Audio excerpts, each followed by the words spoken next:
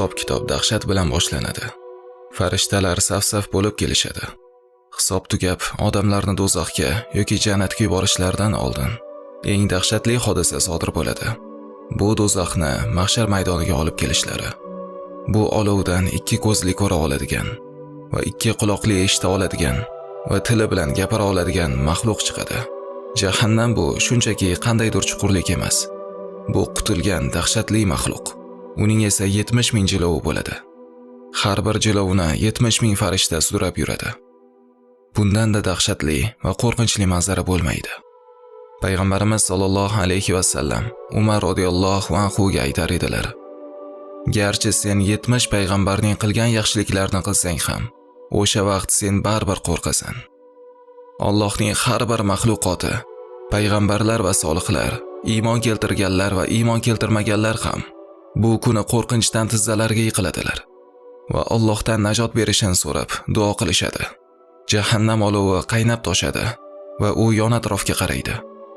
Odamlar pastga qaraydilar va qo'rquvdan ko'zlarini ko'tara olmaydilar. Hoy odam bolalari, iblisga itoat qilmaslikka ogohlantirilmagan edingizmi? Sizlar faqat Allohga itoat qilishingiz kerak edi va mana shu to'g'ri yo'l edi. Nahotki siz buni tushunmagan edingiz? Nahotki siz buni bilmagan edingiz? Alloh taolo va ularga sag'ir olovi, qizib turgan jahannamni tayyorlab qo'ydik degan. Sag'ir bu qattiq qizitilgan do'zaxdir. Alloh taolo yana aytadi: "Yo'q, albatta u jahannam kuchli alangadir. U chaqiradir. Orqaga ketgan va yuz o'girganni va molni yig'ib berkitganni, boshning terisini sidirib oluvchidir." Payg'ambarimiz sollallohu alayhi va sallam jahannam olovining qanchalik issiq bo'lishini shunday ta'riflaganlar. Payg'ambarimiz: "Sizning ushbu odam bolasi yoqadigan olovingiz jahannam haroratining 70 juzidan 1 juzdir" dedilar. Allohga qasamki, agar o'shaning o'zi bo'lsa ham albatta kifoya qilar edi deyishdi. Albatta u jahannam olovi bundan 69 juz ustun qilingan. Har biri buning harorati mislichadir dedilar. Yana rivoyat qilinadiki, Nabiy sallallohu alayhi va sallam jahannam: "Ey Robbim, mening ba'zimni yeb yubordi" dedi. Bas unga 2 nafasga izn berdi. Qishda 1 nafasga, yozda 1 nafasga. Siz duch keladigan eng shiddatli issiq va eng shiddatli sovuq ana o'shandandir dedilar. Jahannamda eng yengil azob tortuvchi odamning holiga bir nazar soling. Payg'ambarimiz sollallohu alayhi va sallam aytdilar: "Dar haqiqat, do'zaxdagi eng yengil azoblanadigan kishining oyog'iga olovdan bo'lgan kovush kiydiriladi va olovning issiqligidan miyasi qaynab turadi. Xuddi olovli o'choqqa o'xshab, undan olov alangalanib turadi. Qornidagi axlat oyog'idan chiqib ketadi. Do'zaxda eng qattiq azoblanayotgan men bo'lsam kerak deb o'ylaydi u. Holbuki u eng yengil azoblanayotgan kimsadir. Alloh bizga rahim qilsin." Jahannamning chuqurligi haqida esa Payg'ambarimiz sollallohu alayhi va sallamning quyidagi hadislarini eshitishimizning o'zi kifoya. Imom Muslimning rivoyatida Abu Hurayra radhiyallohu anhu aytadi: "Rasululloh sollallohu alayhi va sallam bilan birga edik. Birdaniga gumburlagan ovozni eshitdik. Shunda Rasul akram: 'Bu nima bilasizlarmi?' deb so'radilar. Alloh va Rasuli bilguvchiroq dedik. Bu 70 yil oldin jahannamga tashlangan toshdir. Hozir uning qariga yetdi" dedilar. Do'zaxning chuqurligi unga otilgan tosh 70 yildan so'ng tubiga yetishi bilan o'lchanar ekan. Abdulloh ibn Amr radhiyallohu anhu dan rivoyat qilinadi. Nabiy sallallohu alayhi va sallam bosh suyagiga ishora qilib, agar shuning mislicha tosh bo'lagi osmondan yerga tashlansa, bu 500 yillik yo'ldir, yerga kechasidan oldin yetadi. Agar uni do'zax olovi silsila boshidan tashlansa, uning asliga yoki qariga yetguncha 40 yil kecha-yu kunduz yuradi dedilar. Bundan do'zaxning chuqurligi osmon bilan yerning orasidagi masofadan juda ham chuqur ekanligi chiqadi. Qiyomat kuni keldi va osmon qop-qora bo'lib ketadi. Har bir odam o'zining amal kitobini qo'liga oladi. Va sen agar kitobingni o'ng tarafingdan olsang, xavfsizlikda bo'lishingni bilasan. Lekin agar uni chap tarafingdan olsang, sen baxtsizsan. Ba'zi odamlar chap qo'llarini orqalariga berkitishadi. Xuddiki kitobni o'ng qo'ldan olishdan tashqari boshqa chora qoldirmayotgandek. Iymon keltirgan va solih amal qilganlar u kunda xursand bo'lishadi. Lekin iymon keltirmagan va gunohlar qilganlar esa qo'llarini yashirishga urinadilar. Lekin ularning kitobi baribir chap qo'llariga kelib tushadi. Seni isming bilan chaqirishadi. Senga kitobing beriladi va unda sen qilgan barcha amallaring yozilgan bo'ladi. Sen hisob qilinasan va sening hayoting va amallaring mahshar maydonidagi barcha odamlarga namoyish qilinadi. Milliard odamlarning qarshisida. Sening har bir amaling, nazaring, yozgan yoki o'qigan har bir narsang kimdir kitobidagi yozuvlardan rozi emasligini, u bularni qilmaganini aytadi. Shunda uning tana a'zolari tilga kirib gapirishadi. Qo'llari va oyoqlari, ko'zlari va quloqlari tilga kirib, ular qilgan har bir narsani, ko'rgan va eshitgan har bir narsalarni aytib berishadi. Ular unga qarshi guvohlik berishadi. Va inson aytadigan birinchi narsa bu o'zining a'zolariga la'nat aytish bo'ladi. Va axir men sizlarni do'zaxdan saqlab qolmoqchi edim-ku deydi. Payg'ambarimiz sollallohu alayhi va sallam aytdilar: Do'zaxga 1000 yil o't qo'yildi. U qip-qizil bo'ldi. So'ngra unga yana 1000 yil o't qo'yildi. U oppoq bo'ldi. So'ngra unga yana 1000 yil o't qo'yildi. U qop-qora bo'ldi.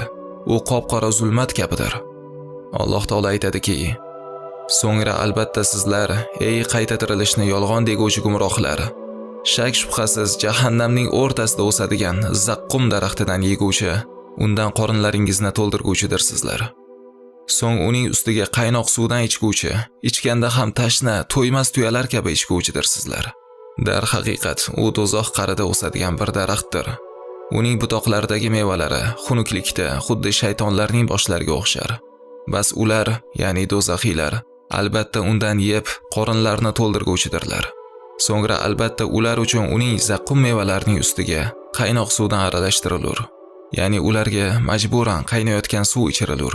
So'ngra albatta ularning yana qaytadan do'zaxga qaytishlari bordir.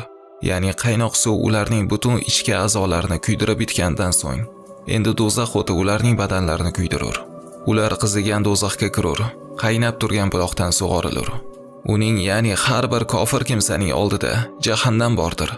Jahannamda unga yiringli suvdan berilganda, uni yutmoqchi bo'ladi-yu, tomog'idan o'tkaza olmaydi. Unga har tomondan o'lim keladi-yu, u o'la olmaydi. Agar ular tashnalik shiddatiga chidolmay suv so'rasalar, ularga eritilgan, dog'langan yog' kabi yuzlarini kuydiruvchi suv berilur. Naqadar yomon ichimlik u, naqadar yomon joy u. Ibn Abbos payg'ambarimiz alayhisalomdan shunday deganlarni rivoyat qiladi: Agar dunyo dengizlariga zaqqumning bir tomchisi to'kilsa, dunyo ahlining butun hayotini buzadi. Bir tomchisi shunchalik bo'lsa, taomi zaqqum bo'lgan kishining holi ne kecharkan?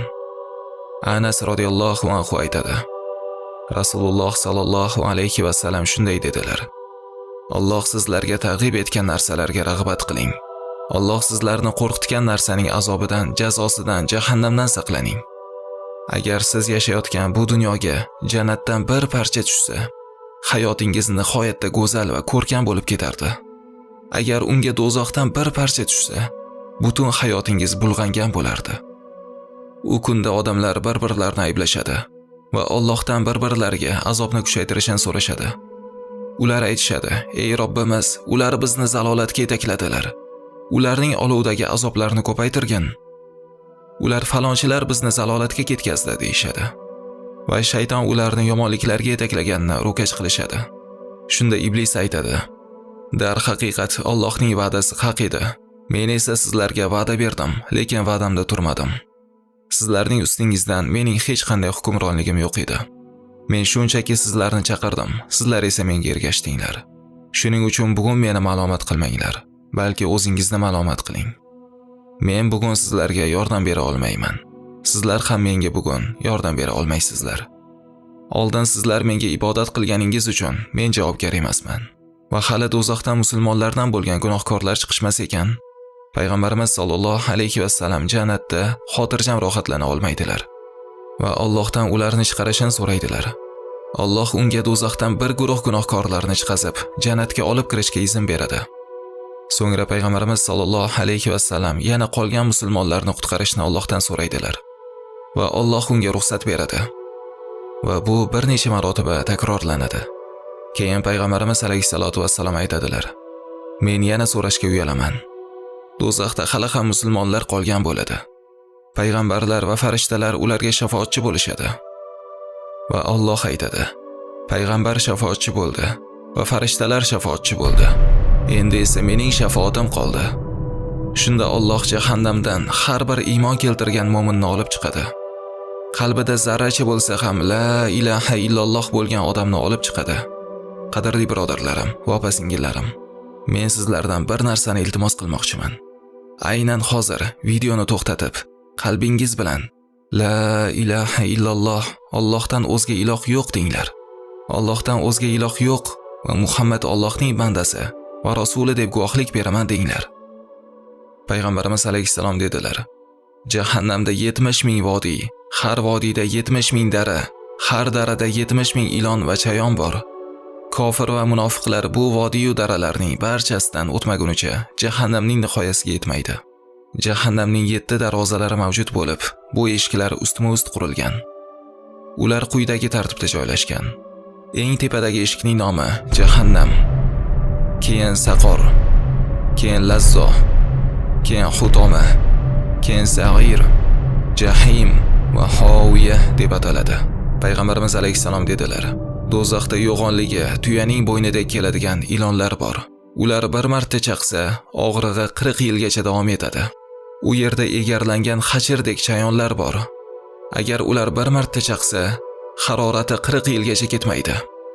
Bu ilon va chayonlar dunyo hayotida baxil, badxulq, odamlarga aziyat beruvchi kishilarga yopishadi.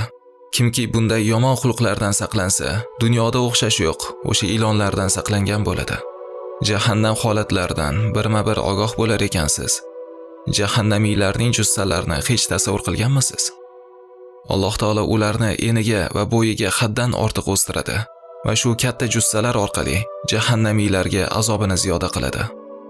Do'zaxiylar olovning yondirishi-yu, ilon va chayonlarning chaqishini bir daf'ada butun a'zolari bilan his etadilar. Abu Hurayra payg'ambarimiz alayhissalomning shunday deganlarini rivoyat qiladi: "Do'zaxda kofirning tishi Uhud tog'icha, terisi 3 kunlik masofa miqdoricha bo'ladi." Rasul akram dedilar: "Do'zax ahlining pastki labi ko'kragigacha osilib tushgan, tepasi yuzlarini yopadigan darajada yuqoriga ko'tarilgandir."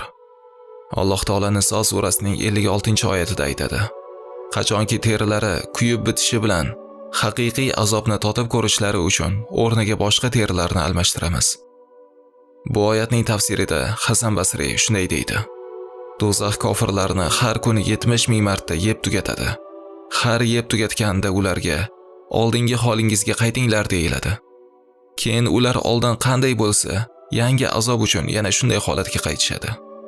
Jahannam ahliga mana shunday nihoyasi yo'q azob, sinov va hasratlar yuzlanadi. Azobning eng qattig'i jannatni Alloh taoloning roziligini boy berib qo'yganlari uchun hasrat chekishlaridir.